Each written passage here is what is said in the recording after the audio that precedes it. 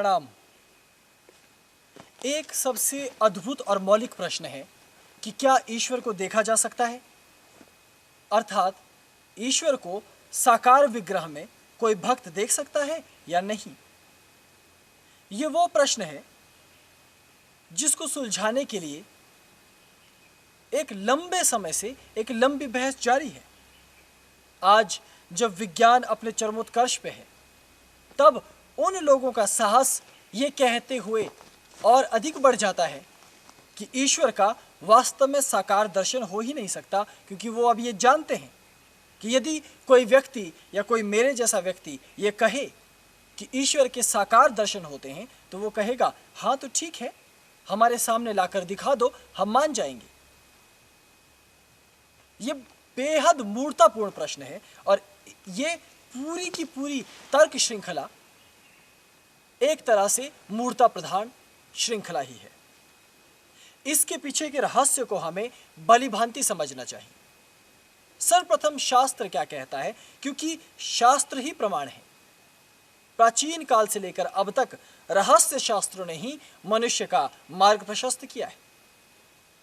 आज जब धर्म की बड़ी हानि हो रही है और भक्त लगातार व्याकुल हो रहे हैं और तरह तरह के तर्कशास्त्री, तरह तरह के तथाकथित विज्ञानवादी और कुछ तथाकथित धर्म से भयभीत रहने वाले व्यक्ति अनेकों प्रकार के कुतर्क देते हैं और ये प्रमाणित करने का प्रयास करते हैं कि ईश्वर को साकार रूप में तो देखा ही नहीं जा सकता, और इसके लिए वो कुछ कथित सबूत और झूठे प्रमाण और तथ्य आंकड़े तुम्हारे समक्ष लाकर प्रस्तुत कर सकते हैं।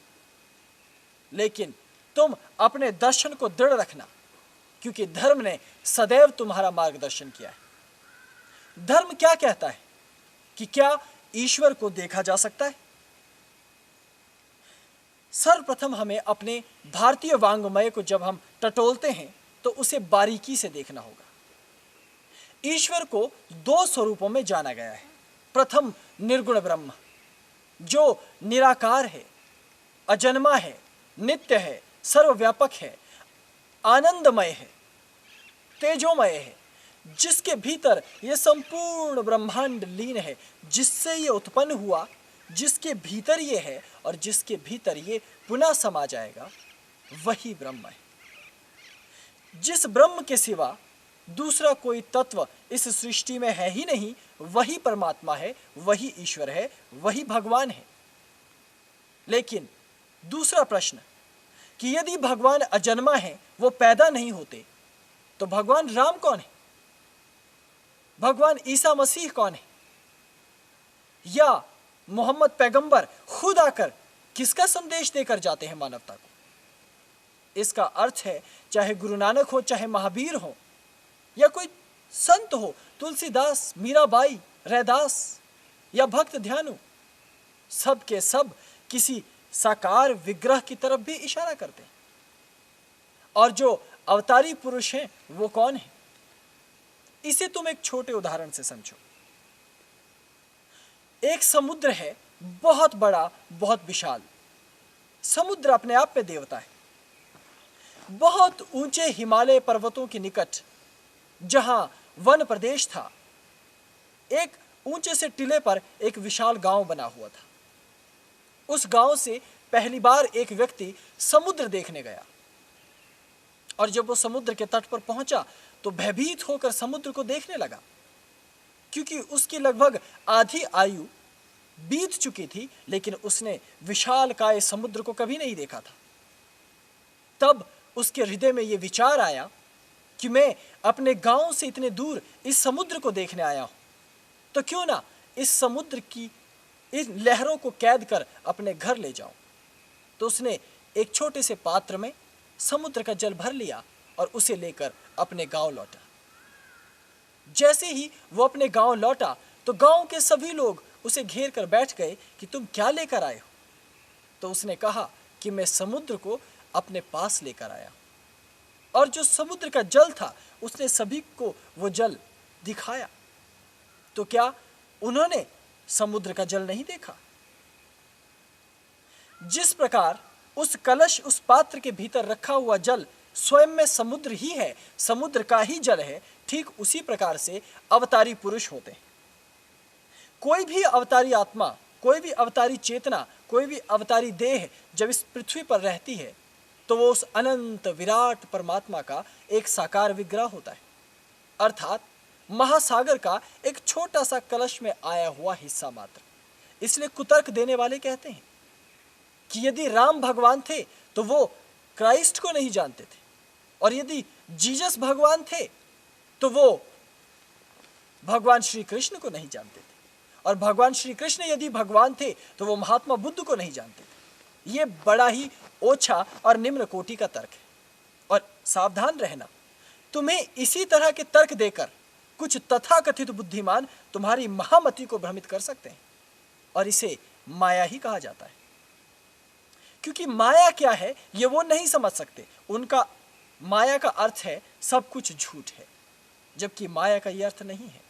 और अभी मेरा ये विषय भी नहीं है। पुनः मूल बिंदु पर आता। एक भक्त ध्यानु हुए जो मां को इतना प्रेम करते थे, मां दुर्गा के इतने प्रचंड भक्त थे कि भक्ति करते करते उन्होंने एक बार जब वो पराकाष्ठा की स्थिति पर पहुंच गए तो अपना ही सर गर्दन से काटकर देवी मां के चरणों पे अर्पित कर दिया। और कथा ये कहती है कि देवी मां प्रकट हुई, उन्होंने उनकी कटी हुई गर्दन को पुनः जोड़ दिया और उसे कुशलतापूर्वक वरदान देते हुए, प्रत्यक्ष दर्शन देते हुए अंतर्ध्यान हो गए। अब यहां दूसरे बिंदु पर बात करता हूं। मान लो तुम बहुत अधिक प्रेम ईश्वर से करते हो, ये कहते हो कि मैं सदा भोलेनाथ की भक्ति करता हूं, मैं उनकी स्तुति करता हूं।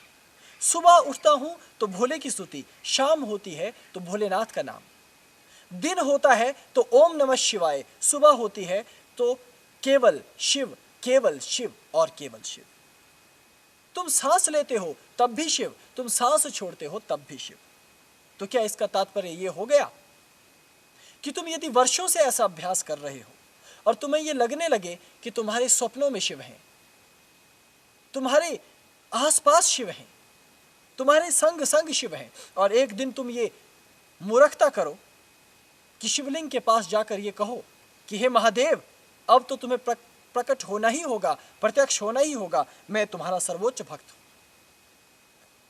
मुझे तुम पर विश्वास है, और यह कहकर तुम एक धारदार हथियार से अपनी गर्दन काट डालो, तो क्या तुम्हारी गर्दन जुड़ जाएगी? कभी नहीं। तुम कहोगे ये मैं दोहरी बात क्यों कर रहा हूं? मैं दोहरी बात नहीं कर रहा, मैं शास्त्र की उस श्रुति को तुम्हें समझाने का प्रयास कर रहा हूं जो आवश्यक है।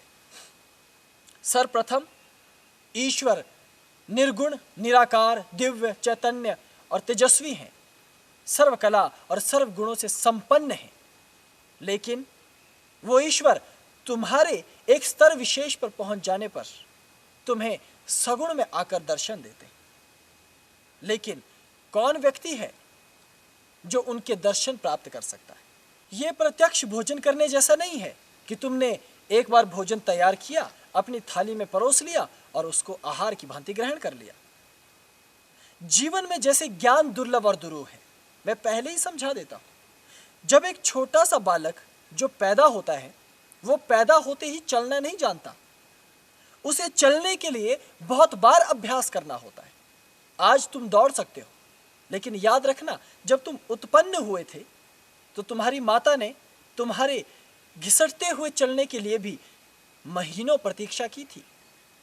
लगातार तुम्हारी उंगली थामे हुए तुम्हें आगे बढ़ना और चलना सिखाया था, तभी तुम आज इस स्थिति तक पहुंचे हो कि आज तुम दौड़ सकते हो। ठीक उसी प्रकार ईश्वर के सगुण और साकार दर्शन केवल वही कर सकता है जो उसके लायक पात्र हो। अन्यथा हर नास्तिक को, अन्यथा हर कुकर्मी को, अन्यथा हर पातकी को सहज ईश्वर के दर्शन हो जाते। तब ईश्वर को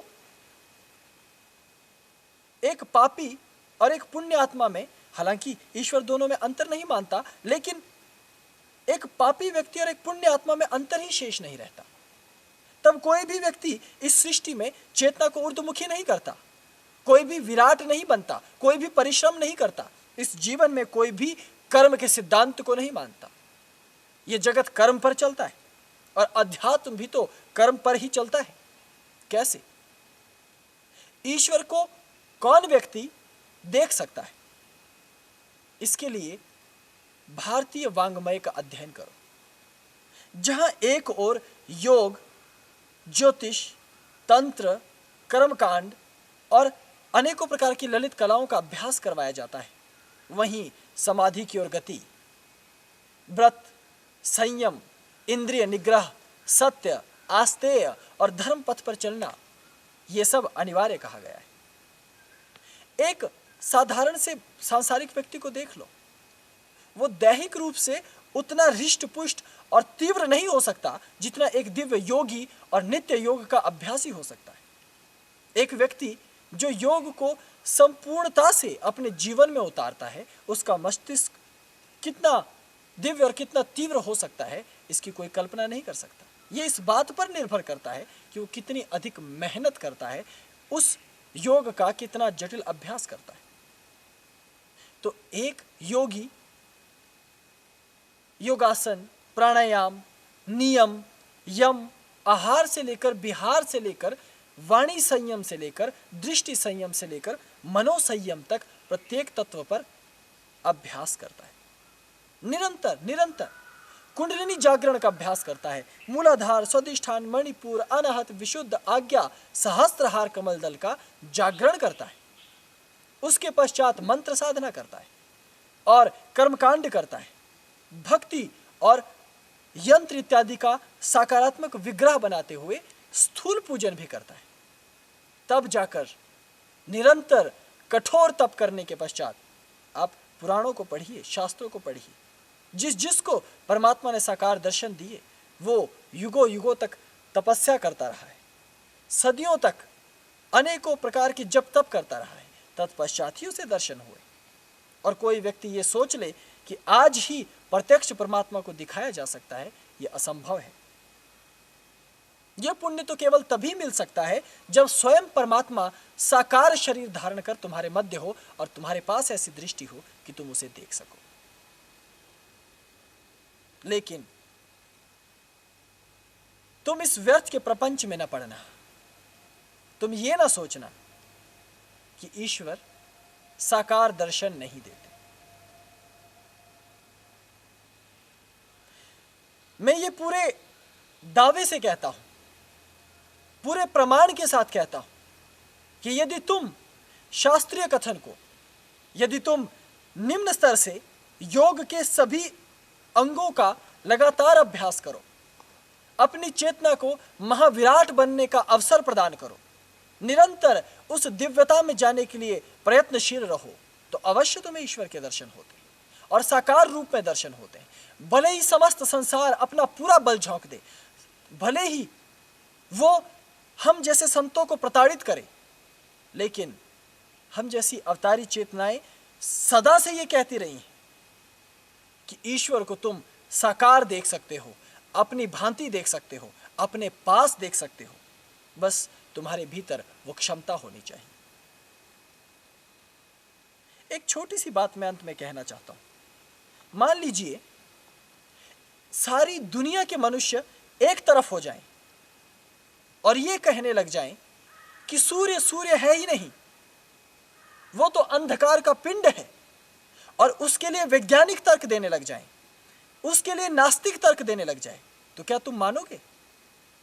नहीं, तुम तो अपने बुद्धि और विवेक का प्रयोग करोगे। लेकिन जब ईश्वर साकार है या नहीं, ईश्वर कैसा है, जब इस पर कभी भी तर्कशास्त्री या मनोवैज्ञानी या आधुनिक विद्वान जिन्होंने आधुनिक कथित शिक्षा ग्रहण कर रखी है, इस प्रकार के लोगों के समूह जब इकट्ठा होकर मिलकर ये प्रमाणित करने की कोशिश और चेष्टा करते हैं कि भगवान तो साकार होते ही नहीं है, ये तो अंधविश्वास है, ये तो भ्रम है, तो तुम मानने लग जाते हो। जैसे वो लोग उस तत्व को नहीं जानते, वैसे ही तुम भी उस तत्व को नहीं जानते हो। इसे सूक्ष्मता से समझना। वो केवल इस तथ्य को मानकर बैठे हैं कि ईश्वर साकार नहीं होता। उन्होंने उसे जानने के लिए संपूर्ण योग प्रणाली का अध्ययन नहीं किया, और ना ही उन्होंने अपने कई युगों के जीवन और अपने जीवन संयम को उस परंपरा में ढाला है।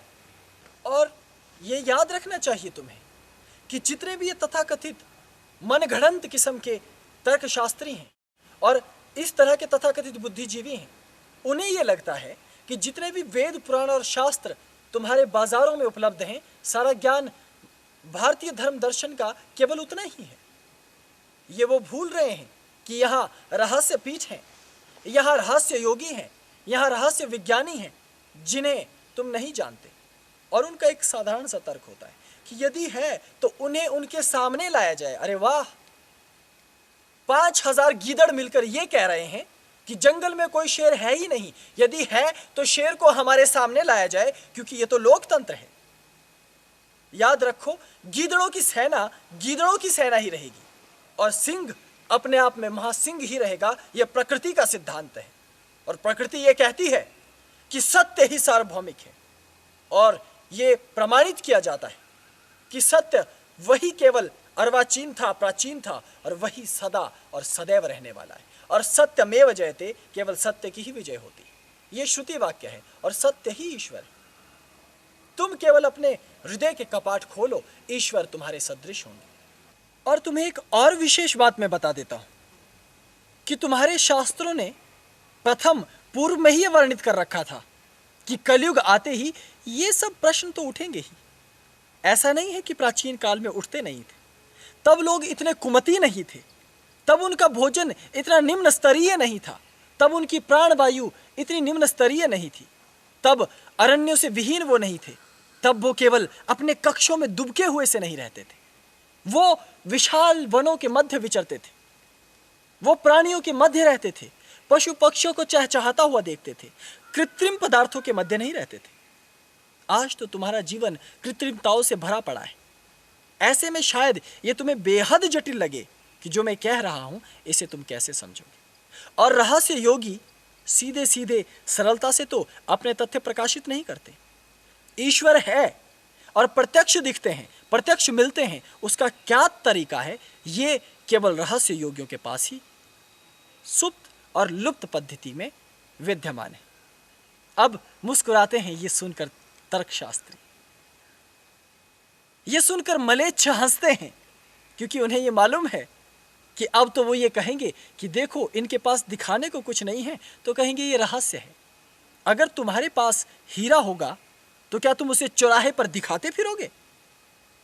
अगर मेरे पास ईश्वर को जानने की पद्धति और रीत होगी तो क्या मैं मलेच्छों को बांटता फिरूंगा? नहीं। हालांकि समस्त जगत मेरा है, संपूर्ण सृष्टि मेरी है, उसके लिए मैं कल्याण कामना करता हूं, लेकिन नकारात्मक शक्तियों के लिए नहीं। नकारात्मक शक्तियों का वध हो, नकारात्मक शक्तियों का नाश हो, कुमतियों का अंत इस सृष्टि में हो, यह मेरी हृदय से प्रार्थना है। और मैं ये चाहता हूं कि एक दिन ये सृष्टि केवल ईश्वरत्व के पथिकों के लिए बने। ये स्वर्ग केवल उन्हीं के लिए है जो केवल ईश्वर के पथिक हो, वो फिर चाहे किसी भी धर्म के हो, किसी भी पंथ के हो, मुझे इससे कोई आपत्ति नहीं। तुम मोहम्मद के बताए पथ पर चलो, तुम ईसा मसीह उनके बताए पथ पर चलो, तुम महावीर उनके बताए पथ पर चलो, तुम गुरु नानक देव जी उनके पथ पर चलो, अथवा तुम महात्मा बुद्ध के बताए मार्ग पर चलो।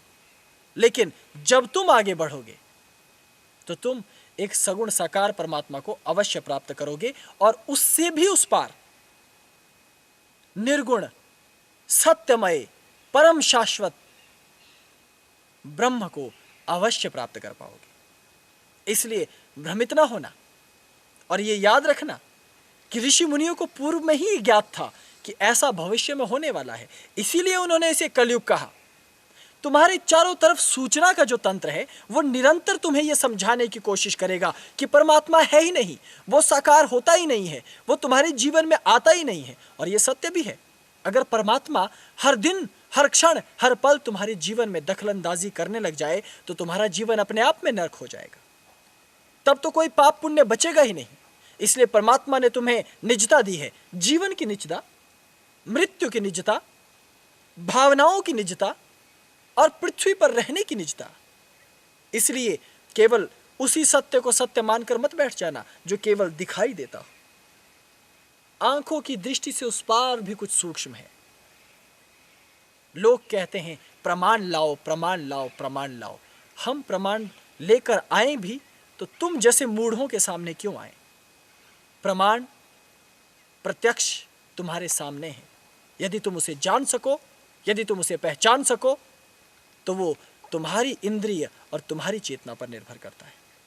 अभी प्रत्यक्ष ईश्वरीय प्रश्न का उत्तर केवल इतना ही है कि हाँ, ईश्वर को प्रत्यक्ष भी देखा जा सकता है और उसके वास्तविक स्वरूप में साधक लीन भी हो सकता है। इसी कारण न केवल हिंदू धर्म वरन संपूर्ण भूमंडल पर जितने भी धर्म हैं, वो किसी न किसी रूप में ईश्वर को, अमरता को, नित्यता को सदैव स्वीकारता आया है। अभी केवल इतना ही। ओम नमः शिवाय। प्रणाम।